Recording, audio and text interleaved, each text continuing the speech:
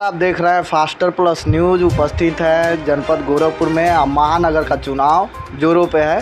सभी प्रत्याशी अपने नगर पंचायत के वार्डों में, पार्षद अपने वार्डों में और महानगर के मेयर पद के उम्मीदवार सभी लोग चल रहे हैं। और इस समय हम उपस्थित हैं, लोकवादी पार्टी के राष्ट्रीय अध्यक्ष हमारे साथ जुड़ेंगे।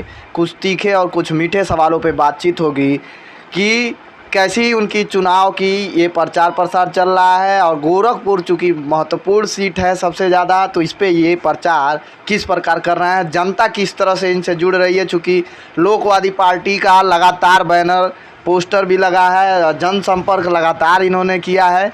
इसी पे कुछ बातचीत करने के लिए हमारे साथ जुड़ेंगे लोकवादी पार्टी के राष्ट्रीय अध्यक्ष सत्यव्रत जायसवाल जी। और सत्यव्रत जायसवाल जी से कुछ बातचीत होगी। सर, बहुत बहुत स्वागत है आपका। पहले मैं महानगर वासियों को धन्यवाद और ईद उल फित्र की शुभकामनाएं देता हूं। मैं महानगर पालिका के वासियों को आने वाले भविष्य की एक परिकल्पना के रूप में गोरखपुर को बसाने का एक संवारने के लिए मैं एक व्यवस्थित प्लान लेके आया हूं, जिसमें गोरखपुर को इस तरह डिज़ाइन किया गया है कि वास्तव में गोरखपुर हमारा देखने में और जो भी आए विदेशी पर्यटक वो ये सोचे कि हाँ, वास्तव में गोरखपुर, गोरखनाथ बाबा की गोरख नगरी कैसी है। और ये इतनी उत्कृष्ट होगी कि लोग सोचेंगे कि वास्तव में गोरखपुर की बाबा गोरखनाथ की नगरी कितनी भव्य और सुसज्जित है। सर का कहना है कि अब काफ़ी सारे बैनर्स पोस्टरों में लिख के आ रहा है कि हम आ रहे हैं गोरखपुर संवारने, गोरखपुर को सुदृढ़ करने और गोरखपुर के विकास को एक नया दर्जा प्रदान करने के लिए इन आ रहे हैं। अब सर, लेकिन देखा जा रहा है कि भ्रष्टाचार हो रहा है। आखिर ये भ्रष्टाचार होता क्यों है? क्यों भ्रष्टाचार अपने देश से ख़त्म नहीं हो रहा है? यहाँ तक कि गोरखपुर से लेके हर जगह सब पूरा देश त्रस्त है भ्रष्टाचार से। भ्रष्टाचार क्यों नहीं ख़त्म हो रहा है? देखिए, भ्रष्टाचार का मूल कारण आदमी को समझना होगा। भ्रष्टाचार होता क्यों है, आदमी भ्रष्टाचार करने के लिए मजबूर होता क्यों है। हालांकि प्रकृति ने 6 रोटी और 6 फीट का जगह दिया हुआ है, 6 फीट से ज़्यादा आदमी नहीं ले सकते। लेकिन होता क्या है, वास्तव में भ्रष्टाचार आदमी करता क्यों है? करता इसलिए है कि आदमी अपने जो वास्तविक स्थिति, भविष्य की वास्तविक स्थिति की कल्पना करते हो, जो वर्तमान स्थिति है उसको सदा बरकरार रखने के लिए वो सोचता है अथाह धन कमाए, जिससे हमारा 7 पुश्त बैठ के खाए और ये क्रम हमेशा चलता रहे। यही मूल कारण है भ्रष्टाचार होने का।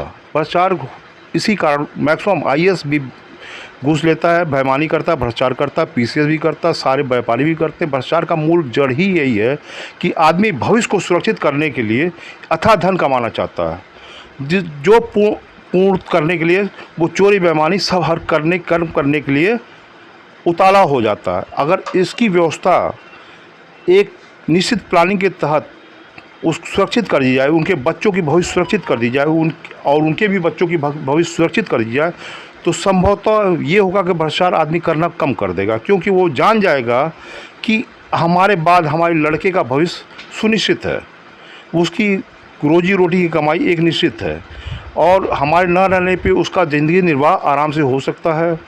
और उसके बाद वाले के बच्चों का भी, वो उसका बच्चा भी, बाद वाले बच्चों को भी वो सोचेगा कि हमारे भी बच्चे का एक भविष्य सुनिश्चित हो चुका है, इसलिए वो चोरी बेईमानी करना बंद करेगा। यही मूल कारण है। अगर वो बंद हो जाए तो भ्रष्टाचार करना लोग ही छोड़ देंगे। क्यों करेंगे, किस लिए करेंगे? क्योंकि जब उनका भविष्य सुरक्षित होगा तो चोरी नहीं करेंगे। हर आदमी का पेट अगर हम समान रूप से भरता रहे तो चोरी किस लिए करेगा, बेईमानी किस लिए करेगा, रजनी किस लिए करेगा। मेन यही कारण है कि बेरोजगारी व्यवस्था में आज ये दशा है कि जो वर्तमान सरकारें हैं बेरोजगारों की समस्या नहीं सॉल्व कर पा रही है। और आज जो आजकल प्राइवेट किया जा रहा है संस्थानों को, वो भी गलत किया जा रहा है। क्योंकि आदमी की जो सैलरी तनख्वाह मिलेगी वो उसके खर्चे से कम होगी, जिसके कारण जो है वो कुछ न कुछ और चोरी करने, बेईमानी करने का मजबूर होगा। क्योंकि मैक्सिमम आदमी की इस समय की एक परिवार चलाने की कम से कम खर्च 30,000 मान लीजिए। एक अगर मियाँ बीवी बच्चे हैं तो 30,000 रुपया चाहिए पर मंथ है। वो अगर ऐसा की होती, कुछ न कुछ की होती, तो आज ये व्यवस्था साल हो गया होता। आज तक अगर नालियों को देखा जाए या रोडों को देखा जाए, जिस तरह बनाया गया है, जितना पैसा इस पे इन्वेस्ट किया गया है, एक तरह सोने चांदी की रोड ही बनाया जा सकता था। लेकिन ये इतना भ्रष्टाचार के बीच में हो गया कि आज भी आप देखिए रोड की वही व्यवस्था बरकरार है, नालियों की वही व्यवस्था बरकरार है। ये सुव्यवस्थित आज तक कर ही नहीं पाए, क्योंकि ये जानते ही नहीं है करना, तो करेंगे कैसे? हाँ, पहले ये जानना सीखें। हाँ, पहले किसी कमियों को जानना सीखें, उस सब करने की व्यवस्था अपने आप ही आ जाती है। रेहड़ी लगाने वाले, ठेला पे सामान बेचने वालों पे इस समय आपकी क्या राय है? ये जो पटरी पे दुकान है, व्यवसायियों को ये पुनर्स्थापित करने के लिए हम उन क्षेत्रों में जहाँ पे ये रोज़गार करते हैं उसके इर्द गिर्द स्थल देख के उनको एक कॉम्प्लेक्स बना के आवंटित करने की व्यवस्था हम की जाएगी, ताकि वो अपना पेट भरण पोषण कर सके। ये लोकवादी पार्टी के हमारे आने पे मेयर का मैं अगर आप लोग आशीर्वाद देंगे तो मैं सफलतापूर्वक आ जाऊंगा। तो मैं पटरी व्यवसायियों को एक वहीं पे जैसे माल बन आप पार्किंग बन रही है, पार्किंग के नीचे की व्यवस्था पटरी व्यवसायियों को आवंटित करने का हम एक प्लान करेंगे, जिससे उनकी रोजी रोटी चल सके, आराम से वो भी गुजारा भत्ता कर सके। क्योंकि गोरखपुर में बड़े बड़े कॉम्प्लेक्स, बड़े बड़े चीज़ों के बीच में उन्हें भी रहने का पूर्ण हक है, उनको समाप्त न करें तो अच्छा ही है। तो देखा गया है कि मलिन बस्तियां भी है गोरखपुर में, तो उन लोगों के लिए क्या सोचे हैं आप? क्या सोचे? मलिन बस्ती के लोगों को मैंने ये सोचा है कि कम से कम उनको जो है 2 वक्त की रोटी और रहने की आवास की व्यवस्था प्रोवाइड कराई जाए। और ये मैं करूँगा भी कि होता क्या है कि वो आर्थिक रूप से इतने निम्न स्तर के होते हैं, अपनी व्यवस्था वो कर नहीं पाते हैं। तो इसके लिए कुछ हम पेंशन व्यवस्था के तहत कुछ इन पे कदम उठाएंगे। क्योंकि हम सरकार में है नहीं, ये तो महापालिका का कार्य है नहीं, महापालिका का कार्य जो है वो है। लेकिन ये है कि उनको आवास की कुछ न कुछ व्यवस्था तो हम करा ही सकते हैं। मेरे आने पे ये व्यवस्था सुनिश्चित उनको मलिन बस्तियों के लिए रहेगी, ये हमारा वादा है। महानगर के होने वाले चुनाव 4-5 तारीख को जो चुनाव होने वाला है, उसको लेकर के महानगर के सारी जनता से क्या निवेदन करेंगे, क्या अपील करेंगे सर, आप लोकवादी पार्टी के राष्ट्रीय अध्यक्ष और महानगर के आप प्रत्याशी? मैं गोरखपुर के सम्मानित जनता से विनम्र निवेदन करता हूं कि मुझे एक बार आप मौका दें, और एक बार ही मौका मिलने के बाद ही आपको ये मालूम हो जाएगा कि अभी तक जितने भी कैंडिडेट आपने सेलेक्ट किया था उसकी अपेक्षा आप बेहतर काम पाएंगे। और अभी तक मैं जो भी अपने स्तर से हो सका है, मैं महानगर के एक समाज सेवी के रूप में कार्य करते हुए मैंने लोगों का कार्य किया है।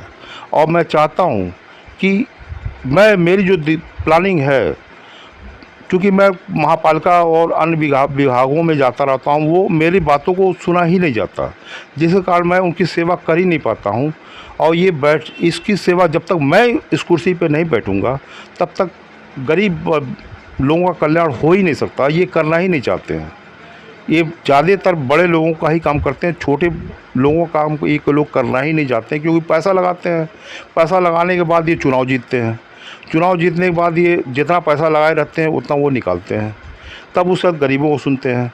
तो अगर ये लोग सोच अपनी बदल दें कि गरीबों की सेवा किया जाए तो बहुत अच्छा काम होगा। मैं चाहूँगा इन नेताओं को सबक सीखना चाहिए कि पहले जिन लोगों ने आपको सेलेक्ट किया है कि आप हमारे इस भला करेंगे, उनके प्रति काम करेंगे, लेकिन बाद में वही बात वो ठगा हुआ महसूस करते हैं कि मैंने इनको वोट दिया लेकिन बाद में मेरा कोई काम ही नहीं इन्होंने किया। क्योंकि ये जब बड़े लोग आते हैं कुर्सियों पर बैठते हैं तो इनसे मिलने के लिए दरबार होता है, 4 लोग होते हैं, उनसे इंटरव्यू होने के बाद उनसे मिल लिया जाता। ऐसे लोग कभी समाज का भला कर ही नहीं सकते, क्योंकि जो आदमी समान रूप से किसी व्यक्ति से मिलेगा नहीं, उसकी समस्या समझेगा नहीं, वो समाधान किस स्तर पे करेगा, ये समझ के परे की बात है। आप लोग भी अपनी प्रतिक्रिया लोकवादी पार्टी के लिए ज़रूर कमेंट बॉक्स में लिखिएगा, लिख के बताइए कि नेताजी का सोच कैसा है।